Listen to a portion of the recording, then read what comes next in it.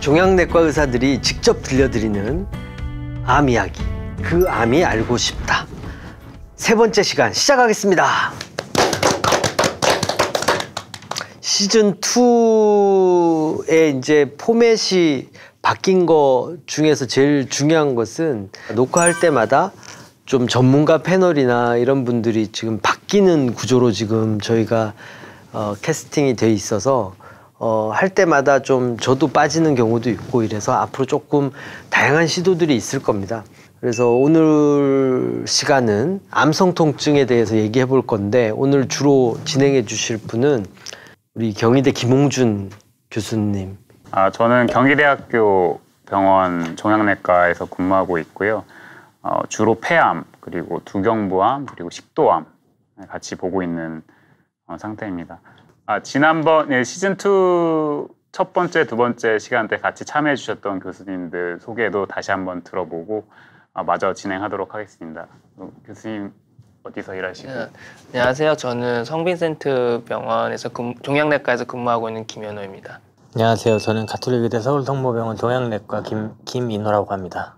네, 저는 순천향대학교 천안병원에서 근무하고 있는 이상철이라고 합니다. 지난 시간에는 이제 이태현 아나운서님께서 좀 진행을 해주셔서 굉장히 좀 좋은 분위기에서 구독자 수도 많이 늘었다고 들었는데 정말요? 다시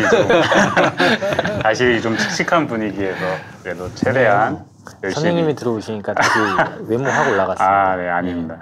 그래서 오늘은 이제 사실 어떻게 보면 환자분들이 가장 많은 환자들이 많이 호소하는 증상이고 거의 이제 암 치료를 받으시는 분들의 거의 60% 이상, 그리고 좀 더 진행된 그러니까 진행된 암에서는 70%, 80%, 그리고 심지어는 이제 좀 국소적으로 진행되거나 아니면은 초기 암이어서 수술이나 다른 완치적 목적의 치료를 받고 나서도 그래서 몸에 암이 없음에도 불구하고 한 30% 이상에서까지 느낀다는 그 암성 통증에 대해서 좀 알아보고자 합니다. 가장 흔한 증상이면서도 또한 환자들이 가장 두려워하는 증상이 암성 통증일 것 같은데요. 우선 이제 암성 통증은 뭐 때문에 아픈 건지, 그리고 이게 어떻게 좀 정의가 되는 건지 거기에 대해서 조금 설명을 좀 해주시면 좋을 것 같습니다. 김현호 교수님. 암성 통증이라고 하는 것이 결국에는 암과 관련된 통증을 얘기하는 거라고 생각을 하시면 될 것 같고요.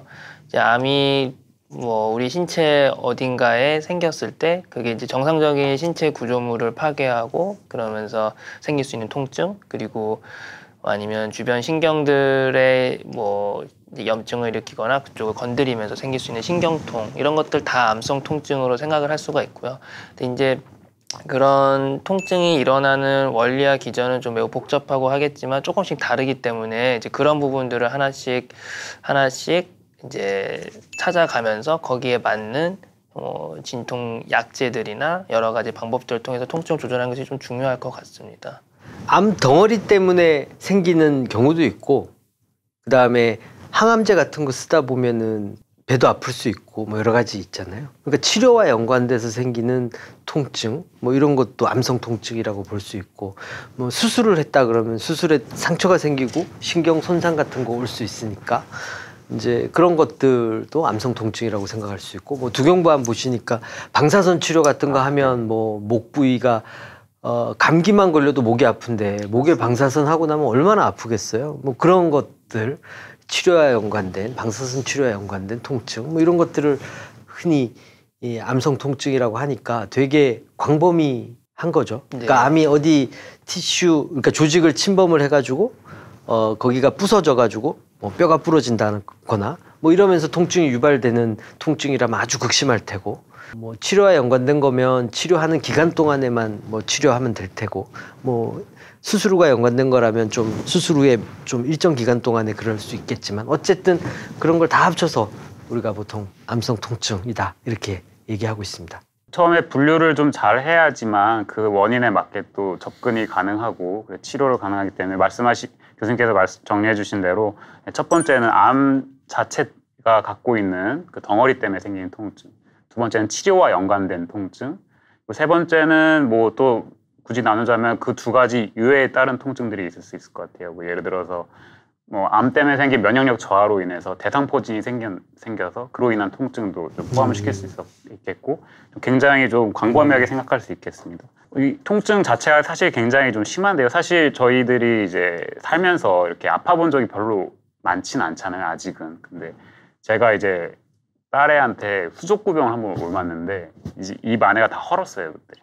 근데 두경부암 환자들이 입이 다 헐어서 방사선 치료하다가 굉장히 힘들어하는 모습을 보면서 굉장히 위로도 해주고 했지만 사실은 크게 좀 감정이입이 되지 않았는데 막상 제가 그렇게 당해보니까 아 정말 얼마나 힘드실지 그게 정말 좀 이해가 되더라고요. 사실은 10분의 1도 못 느낀 거죠. 맞습니다. 예, 진짜 감히 1% 상상도 할 수 없을 정도로 훨씬 더 힘드신 거죠. 그렇기 때문에 이러한 정말 이렇게 힘든 것들을 정말 견디고 계속 해야 되느냐 굉장히 이제 두려운 이제 증상인데 반드시 저희들이 이제 조절을 할 수가 있는 거고 정확하게 잘 이제 진단을 해서 분류를 해서 원인에 따라서 잘 하는데 이제 일단 뭐 처음에 병력 청취나 심체 검진 그리고 사진을 찍어볼 수도 있고 그리고 그것 외에 또 다른 뭐 정신적인 문제 아니면은 다른 가족들과의 문제들 때문에도 통증이 유발될 수도 있는데 일단 이 통증 자체를 조절하는 데 있어서 가장 중요한 그 마약성 진통제를 좀 많이 쓰게 되는데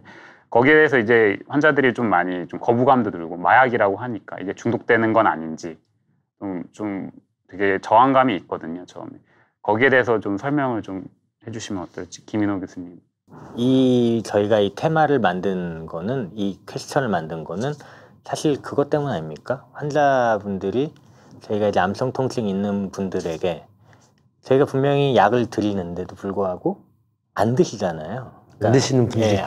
그러니까 안 드신다는 게 우리가 이제 오늘 왜냐하면 방금 얘기하신 것처럼 겁나니까 계속 오래 먹으면은 너무 중독되는 거 아니냐부터 시작을 해서 이제 안 드시다 보면 사실 저는 이걸 만들 때 그 얘기 때문에 오늘 한다고 생각을 했거든요. 참지 말고 통증은 적극적으로 조절을 해야 한다라는. 그러니까 먹는 게 마치 내가 환자로서 좀 잘 견디지 못하고 뭔가 이게 제대로 잘 못하기 때문에 나약해서 이겨내야 되는데 먹는 거다. 그냥 이겨냈어야 되는데 이런 길티를 죄책감을 갖고 안 먹는 분들이 있는 그렇죠. 거죠. 예. 네. 그래서 그게 이제 항상 진료를 하는 데 있어서는 가장 좀 어려운 점이 아닌가 생각이 들어요. 그래서 저희는 물론 그걸 이해할 수 없는 정말로 힘든 고통이겠지만 그걸 이제 자꾸 적극적으로 조절을 해야 되는데 이제 그런 것들이 환자분이 나빠서 안 드신다는 게 아니라 방금 얘기 드린 그런 것들, 걱정, 고민 그런 것 때문인데 저는 개인적으로 오늘 좀 뭐 방금 질문을 하셨으니까 드리는 얘기인데 마약성 진통제를 드실 때 보면 뭐 어떤 분들은 항상 많이 드신다, 뭐 시도 때도 없이 먹는다, 뭐 이렇게 얘기하시는 분들도 있고 또 어떤 분들은 반대로 나는 그 먹는 게 좀 두렵다 뭐 이렇게 얘기를 하시는데 저는 개인적으로는 적극적으로 통증을 좀 조절하시는 게 가장 좋은 게 아닌가 그런 생각을 해봅니다. 그래서 뭐 이따 또 얘기 드리겠지만 약이 또 어떤 여러 가지가 있잖아요. 제형도 다를 것이고 이제 그런 것들에 대해서 이제 의사와 환자가 충분히 설명을 하고 공감을 해서 환자분들이 통증을 좀 조절하실 수 있는 그런 좀 시간이 됐으면 좋겠습니다. 이제 저는 마약성 진통제 얘기하기 전에 만약에 한다면 암성 통증은 왜 마약성 진통제를 쓰는가 좀 얘기를 했으면 좋겠다는 생각이 좀 드는데요. 암성 통증이 그만큼 일반적인 진통제로 우리가 보통 근육통이라든가 아니면 좀 무릎이 아픈 거라든가 뭐 어디 조금 다쳤다거나 이럴 때 사실은 우리가 비스테로이드성 뭐 진통제라고 하는 좀 엔세이드라고 얘기하는 그런 약제들을 흔히 쓰잖아요, 진통제로. 그런데 그런 종류 수준의 약제로는 통증의 강도가 충분히 조절되지 않는 경우가 대부분이기 때문에 사실은 마약성 진통제라는 어떻게 보면 강력한 그 진통제를 쓰게 되는 거죠. 그러니까 무조건 암성 통증은 마약성 진통제를 쓰는 게 아니라 그런 조금 강도가 낮은 진통제를 사용을 해보는 게 원칙인데 그런 것들에 효과가 없다면 마약성 진통제까지도 사용을 해야 된다라는 거고 이게 말씀하시는 것처럼 정말 많은 환자분들이 이 암에 대해서 치료를 받다가 통증 때문에 더 고통스럽다. 그다음에 통증 때문에 우울증에 빠진다. 그리고 우울증에 빠져서 치료라든가 이런 것들을 좀 더 게을리하게 되고 적극적인 치료를 못 받고 포기하게 되고 이런 분들이 많거든요. 그래서 통증이 잘 조절된다는 의미는 내가 일상생활에 대해서 훨씬 더 적응을 잘하고 치료를 잘 받을 수 있는 어떤 조건이 갖춰진다. 나는 그렇게 생각을 합니다. 그래서 이 치료를 하는 데 있어서 암을 치료하는 데 있어서 어떻게 보면은 적극적인 통증 조절은 필수 요건이다. 이렇게 생각하기 때문에 마약성 진통제가 반드시 요구가 되는 경우가 대단히 많다. 이렇게 말씀드리고 싶어요. 실제로도 이제 적극적인 통증 조절을 한 분들과 하지 않은 분들을 비교를 했을 때 생존율의 차이도 확실히 나타나고 그런 것들이 데이터들이 여러 가지가 있기 때문에 저만 해도 이제 뭐 감기가 걸리면 이제 약을 안 먹으려고 하고 웬만하면 그냥 참고 하려고 그러는 게 기본적인 모든 사람들의 좀 좀 약간 본능이라고 생각할 정도로 이제 많이들 그러는데 이거는 생존, 그러니까 암 치료에 있어서 가장 되게 필수적이라는 게 굉장히 중요한 포인트인 것 같습니다. 그렇다면 저희들이 또 이 마약성 진통제를 이제 아까 이제 교수님께서도 말씀하셨지만 모든 환자들한테 처음부터 쓰지는 않습니다. 그래서 처음에 이제 강도에 따라서 처음부터 마약성 진통제를 쓰기도 하고 아니면 그 강도가 좀 약하면은 아까 뭐 비마약성 진통제 먼저 쓰기도 하는데 이런 마약성 진통제를 적절하게 잘 사용하면 굉장히 이제 천정 효과도 없다고, 그러니까 뭐 중독될 위험도 굉장히 적고 뭐 많이 쓴다고 해서 그게 큰 문제가 되지 않는 경우들이 많고, 그래서 용량 조절도 굉장히 용이한 이게 좋은 약으로 되어 있는데 적절하게 사용하지 못하는 경우들도 사실 있어요. 적절하게 사용하지 않고 환자들이 조금 잘못 이해해서 잘못 오남용을 하는 경우들도 있습니다. 그런 오남용 걱정 때문에 안 드시면 안 된다라고 말을 하면서도 또 어떠한 경우는 오남용을 할 수 있다는 거에 대해서 조금 교수님께 조금만 더 정리를 해주시면. 정리라기보다는 저는 개인적으로는 이건 환자분들이 의사들이랑 상의를 꼭 하셔야 되는 문제 같아요. 그러니까 아까 얘기 드린 것처럼 중독이나 그런 선장 뭐 효과라고 얘기를 하는데 그런 것도 뭐 많이 없다라고는 하지만 저희가 실제로 그런 경우 많이 보지 않습니까? 외래에서 이분은 예를 들면요, 암이 더 이상 예를 들어 렉탈 캔서로 옛날에 무슨 항암 보조 방사선 치료 같은 거를 한참 해서 할 때 너무 아파서 그때 마약류를 처방을 받았는데 이제 그 암이 모두 다 해결이 어느 정도 정리가 되고 해결이 됐음에도 불구하고 계속 그냥 드시는 분들이 있거든요. 몸에 암이 없는데도. 그렇죠. 암이 없는데도. 아니면 뭐 수술할 때 처방을 받은 진통제가 나중에 보면 계속 외래에서 처방을 받아가면서 그게 계속 이제 뭐 중독이 되는 그런 경우들. 이제 그런 경우들을 생각을 한다 그러면 의사와 환자가 이제 얘기를 항상 많이 커뮤니케이션을 좀 해야 되는 것 같아요. 그래서 좀 뭐 오늘 여기 뭐 환자분들이나 환우분들이나 보호자분들이 혹시 보신다 그러면 저는 개인적으로 오남용을 암성 통증에 대한 통증을 적극적으로 조절을 해야 하는 건 맞는데 본인이 현재 진통제를 먹어도 되는 상황이 항상 환자분들이 많이 물어보시잖아요. 저는 그게 틀렸다고 생각은 안 하거든요. 나 이거 먹어야 돼도 걱정하시는 거니까. 근데 그런 과정은 꼭 필요하다고 생각을 해요. 그래서 환자에게 더 필요하지 않다면 약을 좀 끊어야 되는 것도 맞는 거기 때문에요. 그래서 이제 오남용의 문제는 그리고 의사와 환자의 좀 대화가 많이 필요하지 않은가 그런 생각이 듭니다. 네. 이게 정말 어려운 문제인데 오남용이 걱정이 돼서 마약성 진통제를 과소하게 사용을 하려고 노력을 하다 보면 제대로 된 치료를 잘 못 받게 되는 수가 있단 말이죠. 그리고 또 통증 자체 때문에 우울증이라든가 이런 정신적인 스트레스가 극심해져서 치료를 포기하는 경우가 생긴단 말이죠. 그렇기 때문에 치료의 관점에서 보면 적극적인 통증 조절을 통해서 잘하는 게 필요하다. 그렇지만 약을 먹는 패턴이라든가 약을 줄여야 되는 상황이라든가 이런 것들에 대한 인식과 조절이 필요하다라는 거죠. 그런데 이제 그거를 아까 주치의와 잘 상의해라라는 거지. 주치의랑 정말 잘 상의해야 되는 거죠. 그러니까 나는 통증 점수가 예를 들면은 뭐 한 10점 정도에서 진통제를 한 10mg을 썼더니 또는 뭐 100mg을 썼더니 이 통증이 한 3, 4로 줄어들었다. 그래서 그렇게 통증을 유발할 요인이 있는 상태에서는 암이 치료하는 동안에는 그렇게 유지하는 게 맞죠. 그렇지만 통증이 어느 정도 유발하는 요인이 어느 정도 컨트롤이 됐다거나 아니면 어쨌든 어느 정도 좀 좋아졌다거나 이러면 거기에 걸맞게 약이 줄어야 되는데 줄지 못할 때 그것은 약간 좀 문제가 있을 가능성이 있지 않느냐 이런 것들을 상의해 봐야 된다는 거죠. 네. 그리고 또는 예를 들면은 빨리 작동하는 약이 있고 그다음 천천히 오랫동안 작동하는 약이 있는데 우리가 이제 숏액팅, 롱액팅 이렇게 얘기하는 것처럼 근데 본인이 느낄 때는 나는 빨리 작동하는 약을 먹으니까 숏액팅을 먹으니까 효과가 빨라서 거기에만 익숙해져서 모든 통증을 그걸로만 해결하려고 하시는 분들이 있거든요. 그러니까 사실 그렇게 되면은 의존성이 좀 높아지는 경향이 있긴 하거든요. 물론 아픈 걸 참아라라는 게 적절한 방법은 아닙니다. 그렇지만 시간이 지나면서 좀 스테디하게 작동하는 약제를 위주로 내가 5점이라서 7, 8점이기 때문에 한 2, 3점까지 떨어뜨려야 되겠다라는 생각이면 롱액팅을 가지고 좀 조절하려는 노력이 필요한 거고 숏액팅은 정말로 중간중간에 안 될 때 하루에 몇 번 정도 먹어야 되는 거고 그 횟수가 너무 많으면 주치의와 상의해서 롱액팅 양을 조절한다거나 이렇게 하려는 노력이 필요한 거죠.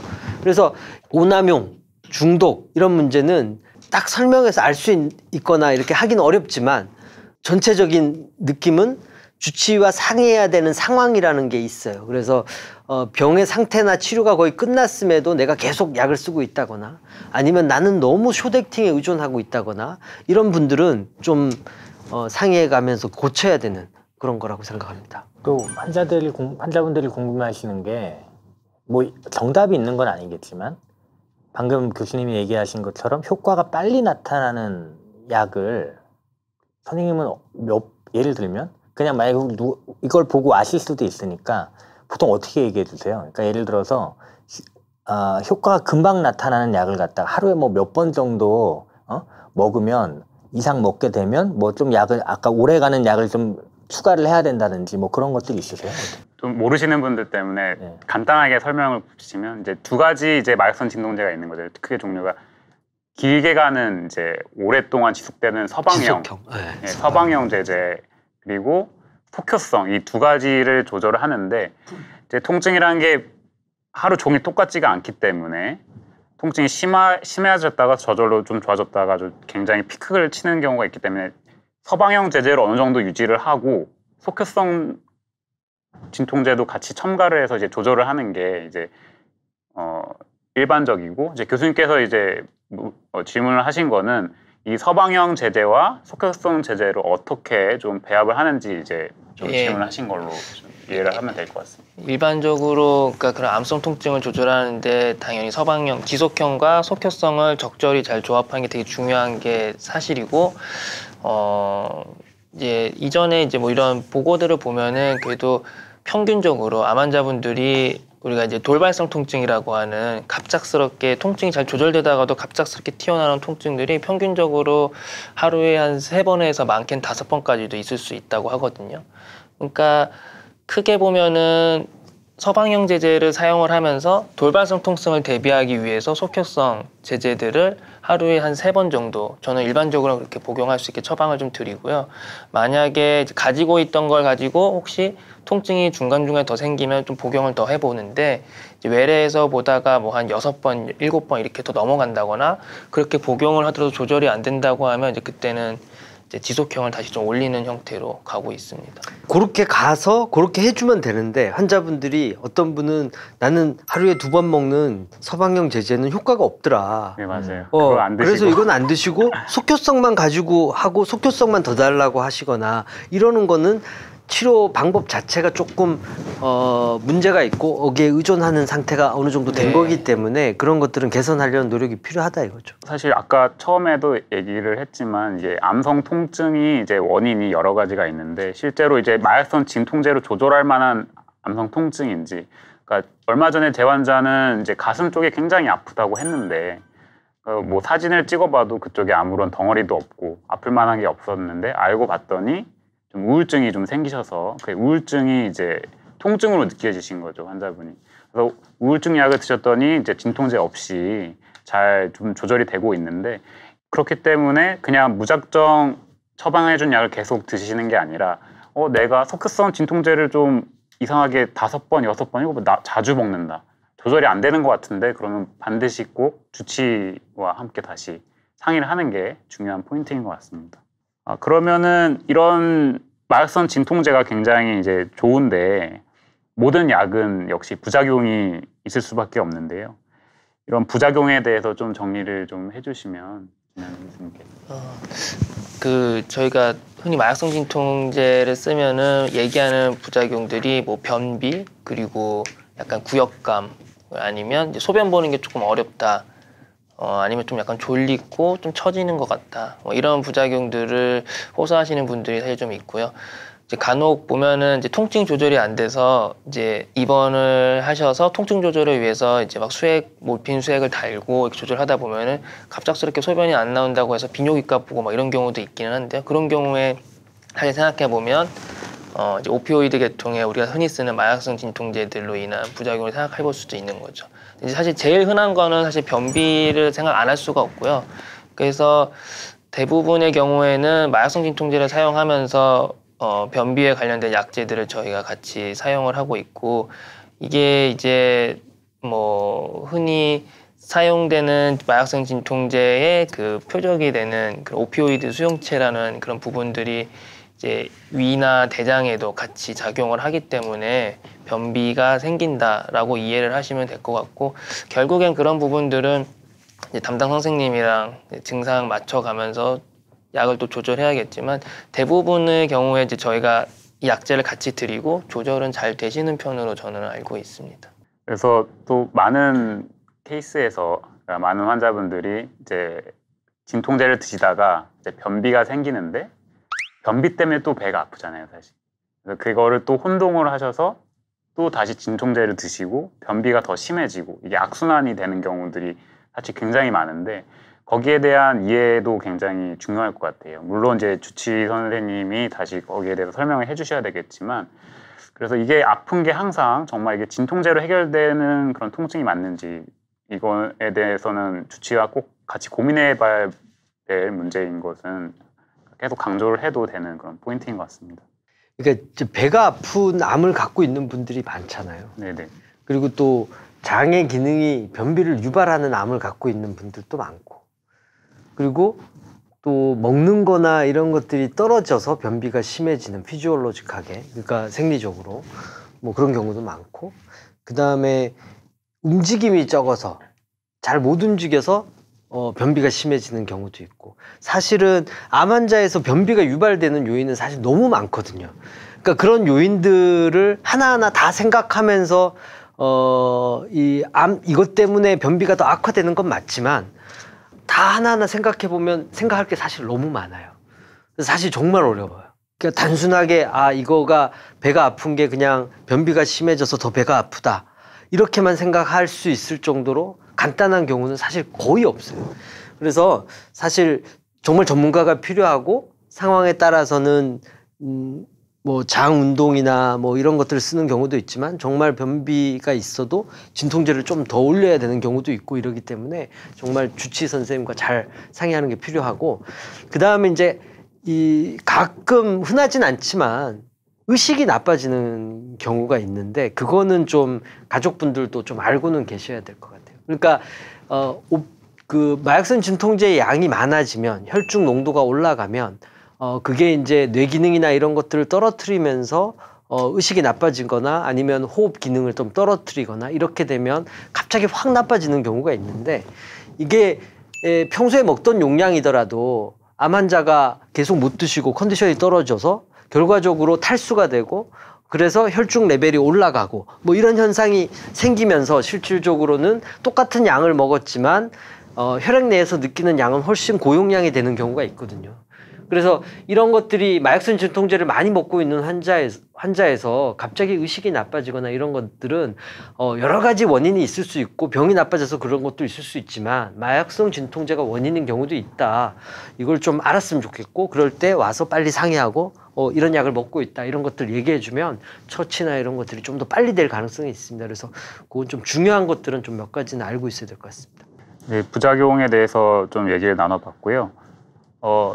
암성 통증을 조절하는 것은 이제 꼭 약으로 진통제만으로 이제 조절을 하는 건 아니죠. 진통제 이외에도 여러 가지 방법들이 있는데 여기에 대해서 이상철 교수님께서 조금만 정리를 해주시면 좋을 것 같습니다. 치료와 연관돼서 암성 통증이 생길 수도 있고 암 자체가 커지면서 조직이 파괴되고 이렇게 해서 암성 통증이 생길 수도 있고 뭐 여러 가지가 있는데 그러면 암 사이즈를 좀 줄이는 게 같이 동반이 돼줘야 암성 통증이 컨트롤될 가능성이 높지 않겠느냐 이렇게 생각할 수 있는 거죠. 그래서 항암 치료를 한다거나 아니면 특정 부위 특히 뼈 같은 데가 많이 부서지고 있으면 초기 반응을 좀 높이는 치료 중에 방사선 치료라든가 이런 것들이 있을 수 있을 것 같고요.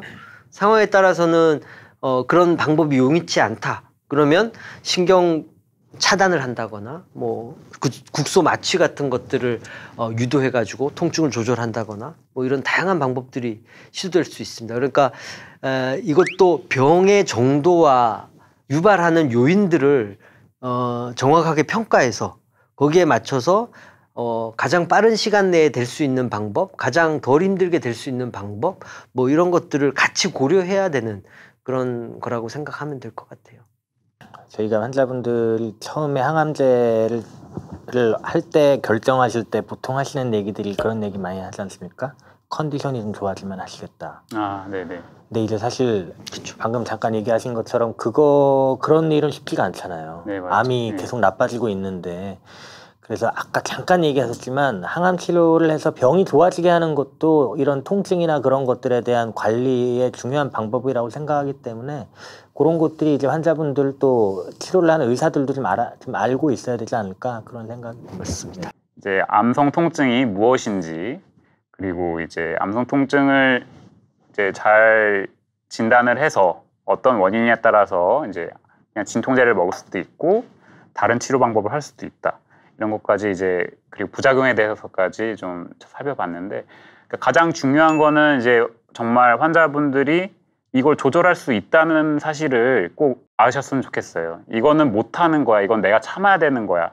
혼자서 그냥 끙끙 앓고 있는 경우가 굉장히 많은데 이거는 첫 번째 반드시 조절을 해야 되는 것이고 두 번째 최대한 노력을 해서 충분히 조절을 할 수 있는 부분이 굉장히 많다. 이 두 가지가 가장 중요한 이제 오늘 포인트가 되지 않을까 싶습니다. 저는 제가 항상 드리는 말이 있는데요. 환자분들한테 항상 드리는 말인데 통증 방금 약 같은 거 이렇게 잘 안 드시려고 한다거나 아니면은 뭐 좀 그럴 때 오늘의 주제는 약간 통증을 참지 마시라는 얘기잖아요. 저희가 그냥 컨디션 안 좋을 때 두통만 조금 심해도 엄청 컨디션이 떨어지잖아요. 맞아요. 그날도 너무 힘들고. 근데 이제 그거를 계속 참고 있으면 정말로 잘 모든 게 안 되지 않습니까? 근데 이제 암성 통증, 암으로 인한 통증을 참으신다면은 우리가 암에 대한 치료를 하시는 그 과정 자체가 굉장히 어려워질 수가 있기 때문에 저는 개인적으로는 오남용은 막아야 되겠지만 남용은 막아야 되겠지만 적극적인 조절을 할 수 있으니까 그거를 담당 선생님이랑 상의를 하셔가지고 꼭 암성 통증을 이겨내시고 치료를 잘 받으셨으면 좋겠습니다. 저도 같은 생각이고요. 적극적인 통증 조절을 해서 그리고 그걸로 이제 항암 치료까지 잘 조절을 받고 이것이 이제 결국엔 치료 성공으로 이어지는 거니까요. 통증 조절은 언제든지 적극적으로 해야 되고 담당 주치의 선생님과 상의해서 잘 해나갈 수 있으면 좋겠습니다. 저는 뭐 같은 생각이라서 이 긍정적인 에너지를 줄 수 있는 의사, 그다음에 또 그런 노력을 하는 환자 이런 분들이 잘 함께 치료해서 좋은 결과를 나는 가질 수 있다, 이끌어낼 수 있다 이렇게 생각하거든요. 그런 요인 중에 중요한 게 안 아파야 돼요. 내가 기쁘게 생각하고 안 힘들게 생각하고 긍정적으로 잘 될 수 있다, 항암 치료 잘할 수 있다 이런 생각이 있어줘야 잘하는데 안 아파야 그런 생각 가질 수 있거든요. 그래서 좀 안 아프려고 하는 노력, 부끄러워하지 말고 암 환자가 내가 참을성이 없어서 절대 그런 거 아니다, 이 얘기를 꼭 말씀드리고 싶습니다. 오늘 주제는 여기서 마치도록 하겠습니다. 그 다음에 또 다른 주제로 다시 찾아뵙도록 하겠습니다. 네, 감사합니다. 감사합니다.